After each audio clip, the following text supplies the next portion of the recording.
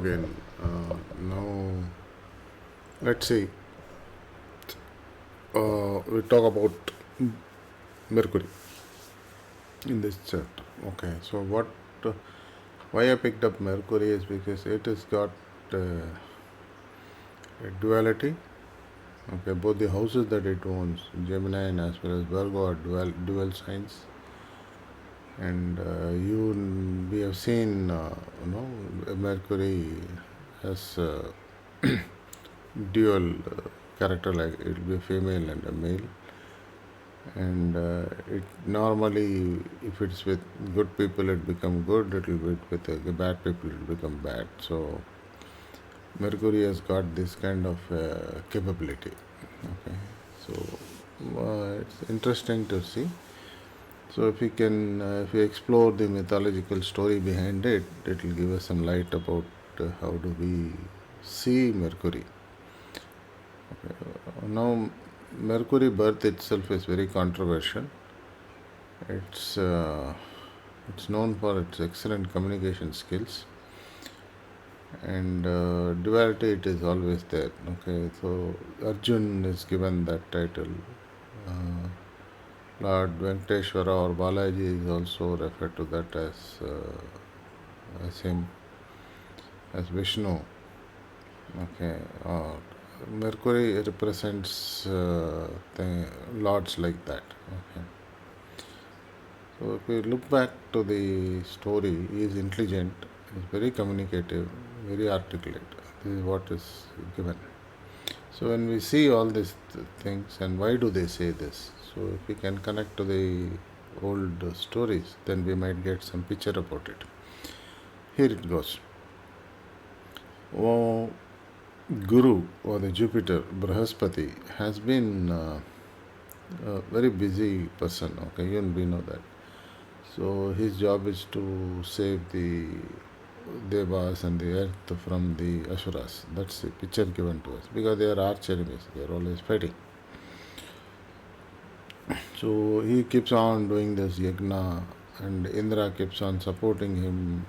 All the Devas keep on supporting, because all this thing has to be done to keep the negatives away from the earth, okay, and from them. So in the process, he's been doing it, and for doing the yagna, there is always a requirement for the wife of the person who is doing the puja. And this is why he has got his wife called Tara, and he uses her for the ceremonies that is being done. Okay. And we have seen a similar thing with in Ramayana also, where Sita is not available, so Ram makes a golden statue of her and prays to her, and uses her for the yagna. So this is a tradition. Okay, so in this, that's what he has been doing. So whenever he wants his wife to be present, he will give a call. She will come there, and they will do the pujas, whatever is the ceremony that they have to do to it, and then he'll say, okay, you can go now. So whenever he wants, he'll say, come. Whenever he wants, he'll go. And this puja, when it was happening, what happens is, moon happens to be passing. The Chandra happens. He is a very beautiful person. So, and Tara sees him, and she is already does not have this thing from his husband Brahaspati, because he is too involved in the pujas and not interested in her much, or does not show the care or emotions. And this is exactly why we also see when reading the chart that Brahaspati does not have, people don't show emotions. Okay, that is what it is, because they are so involved into that. And that's why marriages failed for them. Okay, so and coming back to the story, Tara sees Chandra, and she says, okay, fine, yeah, he looks good, and they collude, and she runs away. And Brahaspati comes to know after some time, when he wants her for the puja, he comes to know that she is not there, then finds out that he is there with moon. And in the process, what happens is he calls her to come back. And the moon says, it's up to you. You want to take her, take her. There's no problems. But I am not going to send her by force because she does not, she has got a problem. That's the reason she has come here. And you asking me to send her is not fair. Okay. So he says, okay, fine. Then Guru Brahaspati says, I will not do the yajna, I cannot do the yajna until my wife comes back. So this puts in a fix for Indra and all the other gods because the puja is also necessary. So after some time, after debate and other things, no, they decide, Indra decide that the yajna is more important than that one individual called Tara. So he instructs her to return back to the husband. And she comes back. And Brahaspati finds that she is pregnant and he is happy. He is happy about it. His wife is pregnant. And this is what happens. Okay. And now happy about it, and it is not then another point that we have to notice is why the hell is he happy? He is pregnant, she has gone to moon and she's become pregnant, he has come and he is happy. That's the way these gurus are. They really don't care about anything else. They will just accept things as they are. Okay, so they don't really care. And then then a lot of other arguments happen, and then they say, okay, fine. Then Guru says, you the kid, okay. So when the kid is going to be born, so this kid will be what you call both male and female. Okay, Hurchin kind of a thing is what he curses. So that is how Buddha gets this male and female characteristic because of his father's curse. Now this didn't go well with Buddha. That's how we have this enmity with Guru. Okay. Now what happens is Guru has, okay, son is born, then Guru says, fine, I will teach him. No, before this what happens is he starts learning from Shukracharya. Shukracharya says, I will teach the kid because nobody is teaching because she is born to moon and things like that. Then Guru says, no, I will teach him. Okay, so Guru, because he says Ashura is there, because Shiva, Shukracharya is Ashura, so he says, no, I will teach him. And Shukracharya, how will you teach him? Because you already have given him the curse and you will be not teaching him what he wants to learn. And there is a debate on that, and finally son says, I will teach him. So all the art of the Vedas and other things, our son teaches Mercury or Bhudan. And that's why sun is very close to Buddha. Okay, and whenever you want to do any communication, it has to be through Mercury. Okay. If you note, it is in the charting, in the chart position, sun, moon next to it is Mercury. So it's only through him you can communicate to the sun. Okay, so because the communication is very good with them, and that's why they are given the communication title also to Buddha. Okay, so now after giving this, he does that. Okay, so then what happens is it's time to get married. Okay, and when it times to get married, nobody gives him nobody is ready to give him a girl, obviously, because he is half male, half female. So at times he is male, at times he is female. And his mother says, don't worry, something will happen. Tara says, something will happen and you'll get married. Some partner will come. And as it happens, there's a woman by the name Ila, and both fall in love. That Budh and Ila fall in love, and they do that. And the surprising factor that happens is this Ila happens to be a male at some point of time. Okay, Sudyumna, that is his name. Sudyumna happens to be, he is the son of Manu, the first king of humans. Okay,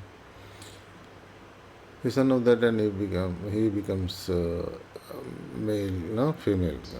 So why he happened is different. So he actually goes to a forest. Okay, and it's unfair that this happened to him. So what he does is he goes to the forest where Shiva and Parvati are in their own world. And Parvati says, I don't want any males around to see me when we are making love. So be it. So he turns everybody there into female. And unfortunately, the Sudyumna was there and he also became a female. And this is how he became. Then what happens is he goes back to Shakti and says, I have lost my manhood. No, he goes to ask, begs to restore it. Shakti says, I cannot do anything, but I will modify your wish.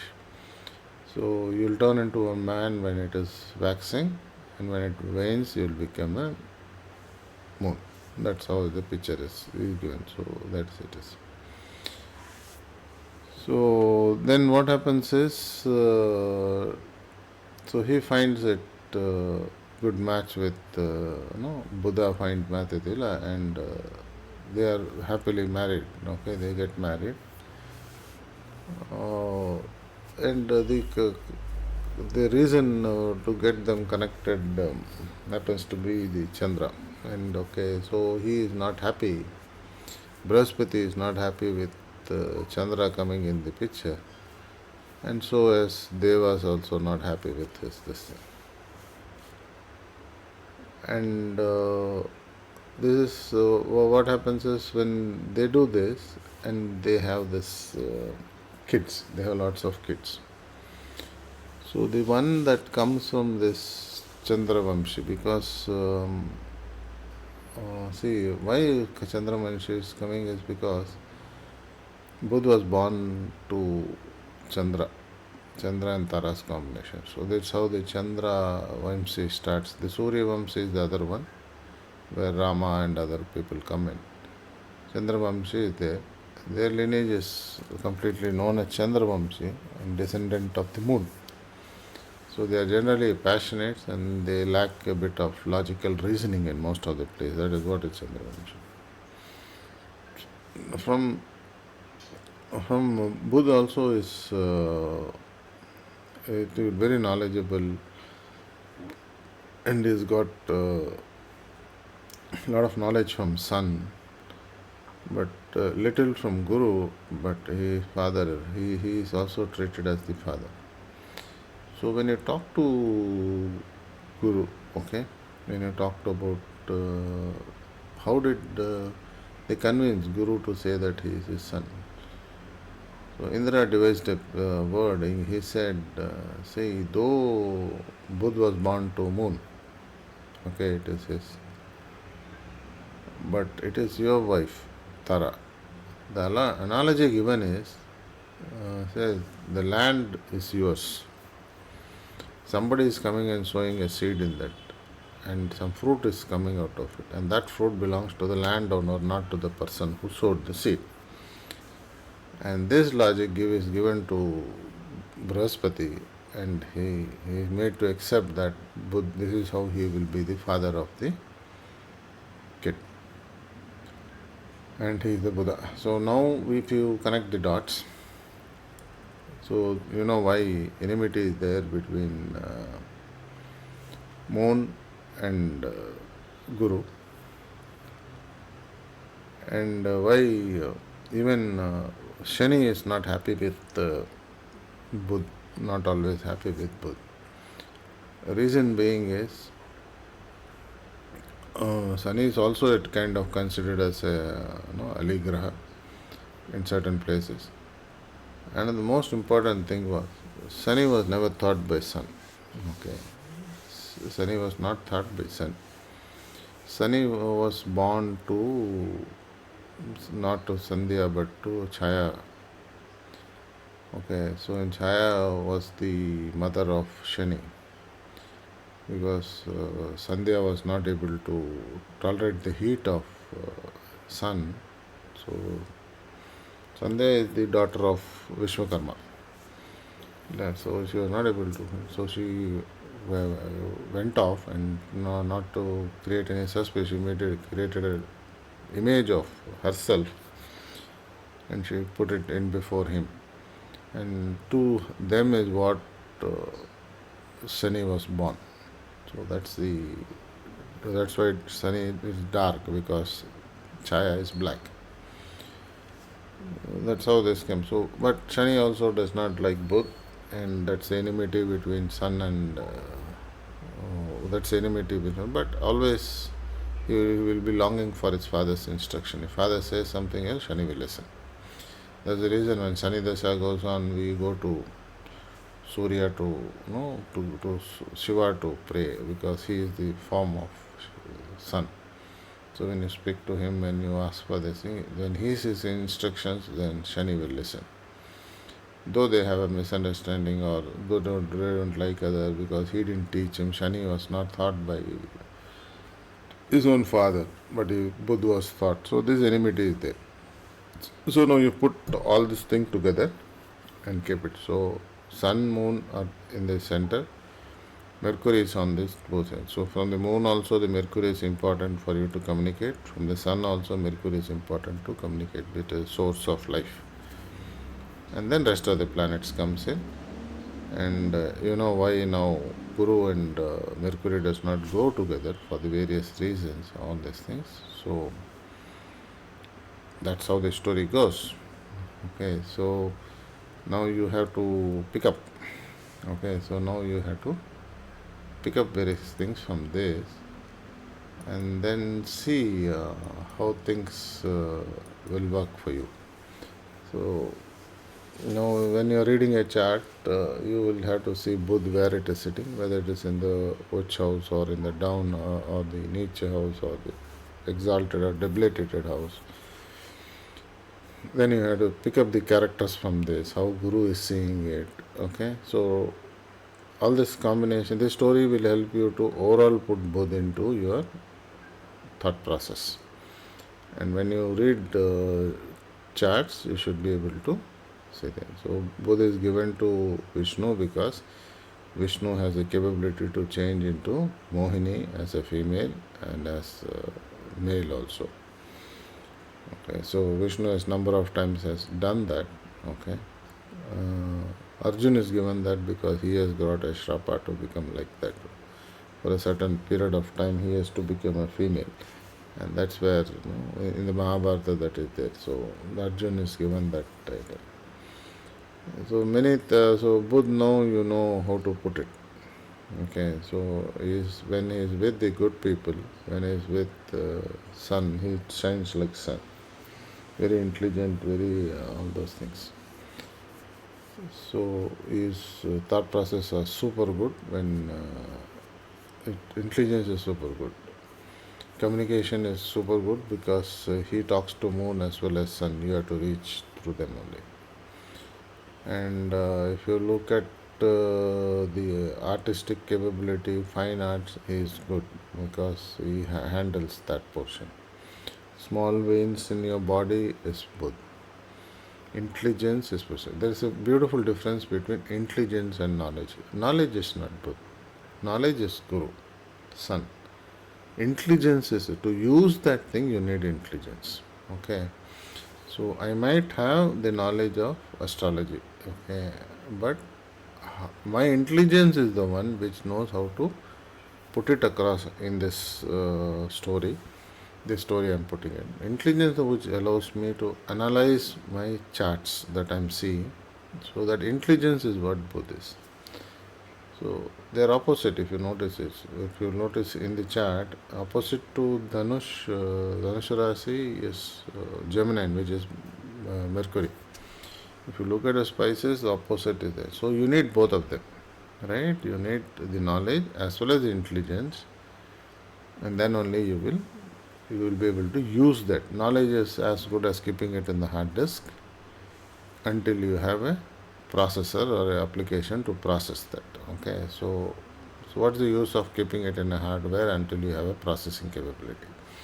So that's the way you have to take it and do it. So now when you talk to Mercury, so you have to be very when you see Mercury in your own chart, you might have to be a bit careful in handling that Mercury, your intelligence, because your intelligence will become your enemy. Okay, that's how you have to see. You might have extreme amount of knowledge. Okay, you might have extreme amount, but the intelligence that is there might spoil your knowledge. Okay, so with that, I will halt here.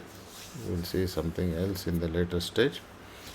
I hope you got the picture, and you'll be able to use this knowledge for reading charts and other thing, and also changing your perception how our brains work and how these planets affect us.